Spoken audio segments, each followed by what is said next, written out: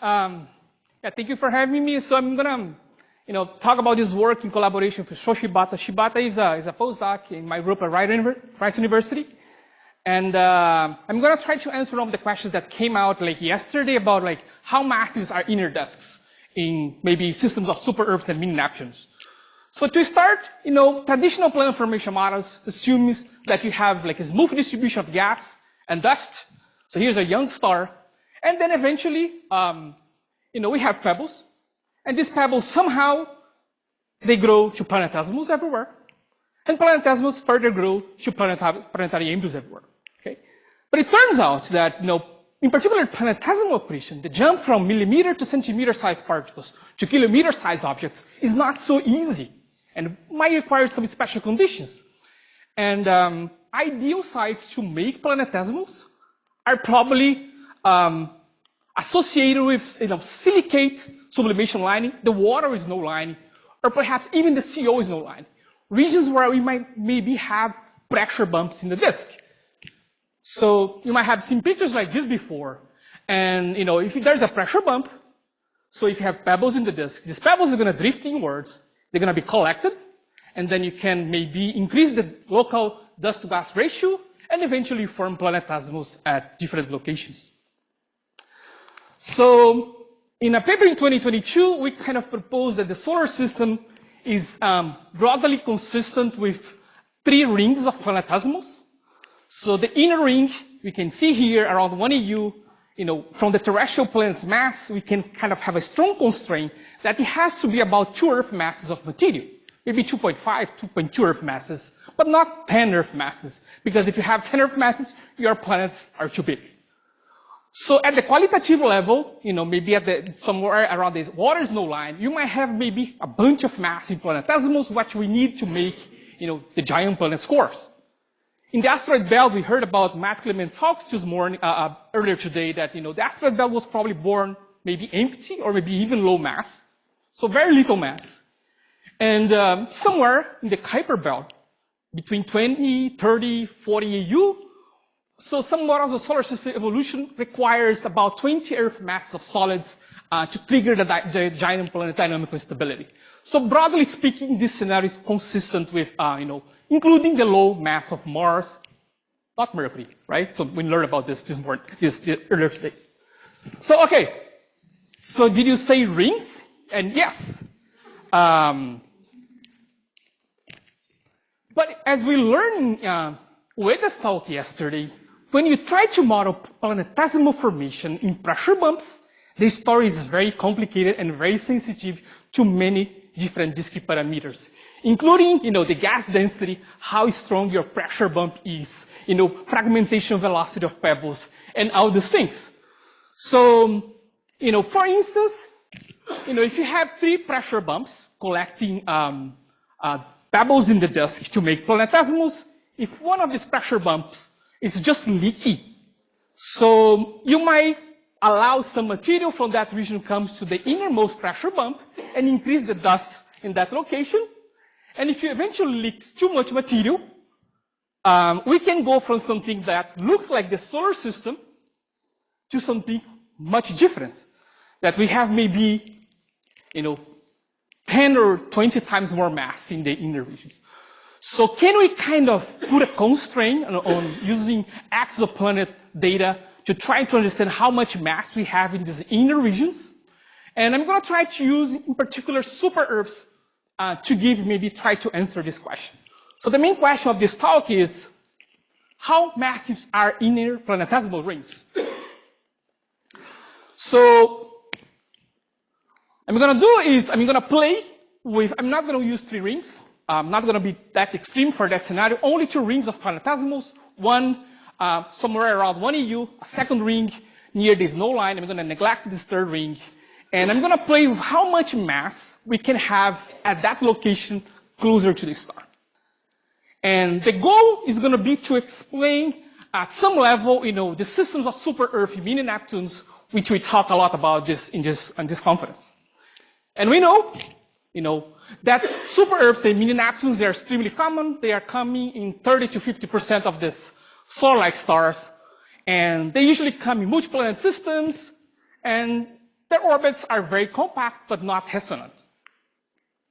So the first constraint that I'm going to use, to try to estimate or put some upper limits on how much mass we can have in the inner ring, is this period ratio distributions of exoplanets, of low mass planets essentially. So as you can see in this plot from the Kepler data, the period ratio shows that planets are not in resonant configurations. So most planets are kind of not piling up in strong mean motion resonances as the 221 or 322. So this is one of the strong constraints that we have. But then we have also that, planets usually comes in single planet systems. And some people call this the Kepler dichotomy. Okay, more than 80% of these planets that we observe, they appear to be single.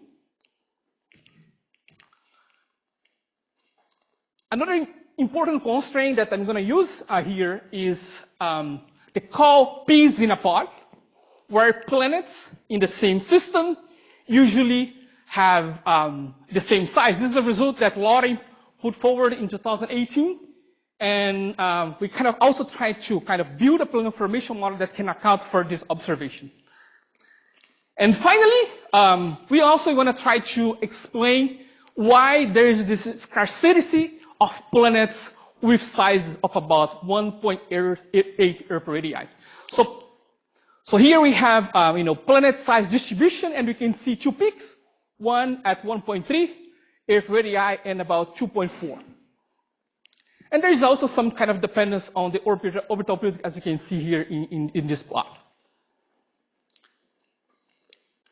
So what I'm going to do is I'm going to start any-body simulation considering our inner ring standing from 0.5 to 1.5 AU and playing with the disk mass from 3 to 15 Earth masses of material in that inner ring. And our outer ring is going to extend from about 8 to 15 AU, this region here. We're going to start with about 30 to 40 planetary seeds, like moon mass objects, a little bit smaller, and then you're going to allow them to grow by pebble accretion. So the basic ingredients that you're going to have in these simulations include type 1 migration, pebble accretion, planetesimal accretion. You're going to also include the effects of impact-driven atmospheric loss, and even photoevaporation. And here's a simulation showing how this works. So we have the inner ring, the outer ring. So planetesimals, they grow faster in the inner regions. The starting time of the simulations actually corresponds to about 500,000 years after the star is formed. So planetesimals in these regions are a little bit larger than the planetesimals beyond the water ice line. They're going to grow by pebble accretion and collisions. As you can see, the snow line moves inwards. So in this process, as you can see, these are mostly pebble accretion driven.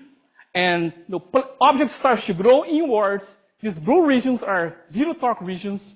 And dashed line is the planetesimal isolation mass and pebble isolation mass here in thicker lines. So as you can see, planets move inwards. Some of them are pushed inside the disk inner cavity. So the inner planets are mostly rocky, and the further out planets are mostly water-rich, which essentially came mostly from the beyond the second ring of material. So here's this total kind of general picture of how this process happens. We have pebbles piling up, these sublimation lines. Then we have planetesimal accretion in the inner disk, pebble accretion further out. Planets migrate inwards, forming a resonant chain, as you can see here. And after this dispersal, there is a phase of giant impacts, which essentially erode planetary atmospheres, and we are left with a system which essentially is not resonant. So this process we call the breaking the chain. Planets forming compact resonant chains. You have dynamic instabilities after gas dispersal, and you have essentially final systems at the bottom. So how the radius valley form? So initially, because the planets formed during the gas disk phase, they all are kind of mini-Neptunes. As you can see here, they might have different composition, water-rich or rocky-dominated composition. And then after the gas disk phase, we have the breaking the chain, impacts, and the effects of photoevaporation. And typically planets that are rocky, they collide, they lose the atmosphere, and they drop in size, filling the second, lower bottom of the radius valley. So just to show how this exactly compares to observation. So the inner peak of the radius value, which is shown here in blue, is mostly formed by rocky planets. And the second peak at 2.4 Earth radii is mostly formed by water-rich planets. But in some cases, we also have rocky planets that retain their primordial atmospheres, maybe in 10 or 20% of the cases. So how I know, the main goal of this talk is to put a constraint on the disk mass, right? So what happens with the radius value if you have a lot of mass? And here is a simulation showing the radius values, the planet size distribution for 3 Earth masses, 6 Earth masses, 9 Earth masses, and 15 Earth masses. And you can see, as you go to larger disk masses, the radius value is eventually filled. Okay? So basically, the radius value is only produced in this model if you have about 3 to 6 Earth masses of rocky material in the inner disk. So we kind of suggest that to explain the bulk super-Earth population, we need low mass inner disks. So if you're worried about all those other constraints that I talked about at the beginning, the period ratio distribution, the planet multiplicity, the peas in a pod, that's how they look like. Okay? I'm running out of time. So I just can show this cartoon. It looks good. So finally, we can go a little bit further out and, beyond maybe the inner disk for some of you, maybe at 20U, and kind of make a prediction about what kind of planets we can expect to have there. And if you look at this plot here, these are different systems coming from one of the set of simulations. As you can see, you have inner rocky planets mostly, and then at 1U, planets are mostly blue, which means they are water-rich. So only in about 5% of the simulations we produce rocky planets at around 1AU, and in a very small fraction of the cases, we can have a late giant impact between 2 rocky planets, which could be akin to the moon forming event. So I think this is all I have to say. You let my final summary here.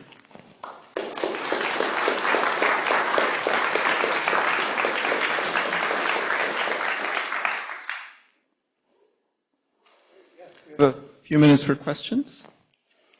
Go ahead, Adolfo. And Adolfo Carvalho, Caltech. Great talk, Andre.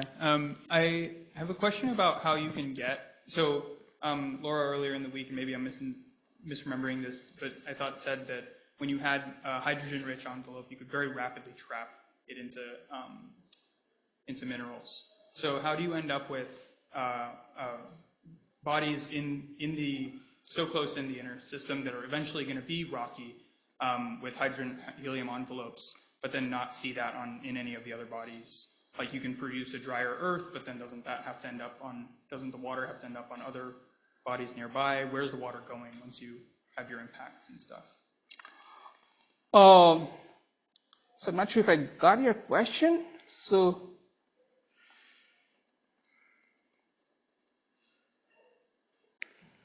you're asking about, so which kind of planets exactly? These ones at the inner regions, which are, or how you lose the hydrogen and helium? Well, so you said the hydrogen and helium goes away from impacts, right? Yes. So where does it then go? How does it not just stay in the inner disk? Oh, I think they're going to be blow away very rapidly after it's expelled from the planet, right? I think this time scale should be very, very, very short. Okay, yeah. Just from the stellar radiation. Yeah, yeah. Okay.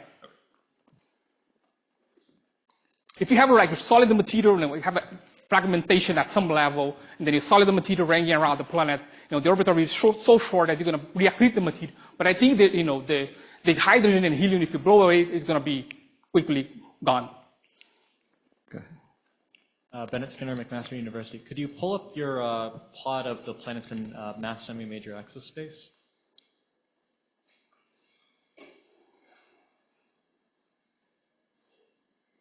This one? Yeah, the final state of the system.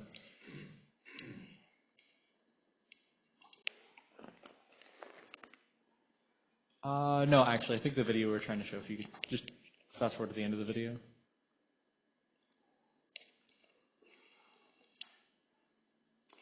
Yeah, I'll just ask my question before, as it goes. You have a really high population of bodies that are in this outer, icy region at, a few hundred days. And I saw in your final conclusion that you said that you'd expect to see those in a super Earth or a sub-Neptune system. And I understand that we actually don't live in such a system, but we generally can't observe around other planetary systems objects of that mass, but in our solar system, we don't have this crazy abundance of objects in that orbital parameter space. So I guess the question is, do you trust that large population of small, further out planets? No, we are just, when we compare with observations here, we are just looking at those at, with orbital period shorter than 100 days. Yeah. Okay? So for planets at 1 AU or beyond 100 days, it's kind of a prediction of the model that they should be mostly water rich. Mm-hmm. So, if a plateau comes out and then eventually shows that it's wrong, it's great. You just have to change the model. But yeah, it's just a prediction at this point. Okay, so you buy the prediction? Yeah. Okay. Okay, one more quick question from Jack. Yeah, you talked about the giant impact, so you're talking about our solar system.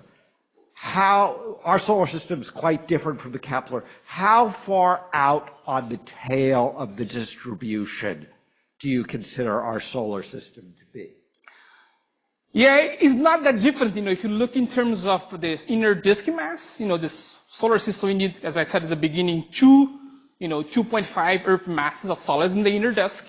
And for the systems, it's typically 2 or 3 times larger only. So, and there's one important constraint, that we could not match in the model. And I'm gonna show you here. Let's see. No, look at this. This is, you can see, this is observation in blue, the simulations in black, and we are missing low mass systems, and at some level. Yeah, some of that is detection biases that haven't been correctly accounted. It could be, but this is still small planets. Some of them could be still real, right? So then maybe we still need a population of very low mass disk, as low as mass as the solar system at some level. All right, well, we're out of time. Is it really short? Go ahead. It's kind of short. Paula Pinilla, UCL. So there is some evidence that the radius valley becomes shallower around low mass stars, which contradicts your result of this mass, because if we think that low mass stars have lower these masses, then it goes the other way around. Do you have any comments about that? We didn't look into the different stellar masses yet, but we do see in this. I have a backup slide, I guess.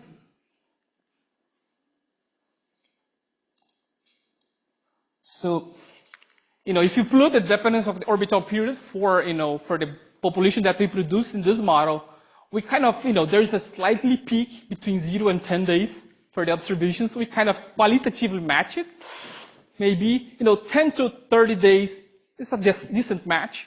So between 30 and 100 days, we kind of match it very nicely. And I don't think there's any other model that can kind of match this at this level at that point. Not saying that the model is correct, but, we have to probably, try to explain this. Also now going to low mass stars. Yeah. Thank you. All right, let's thank Andre.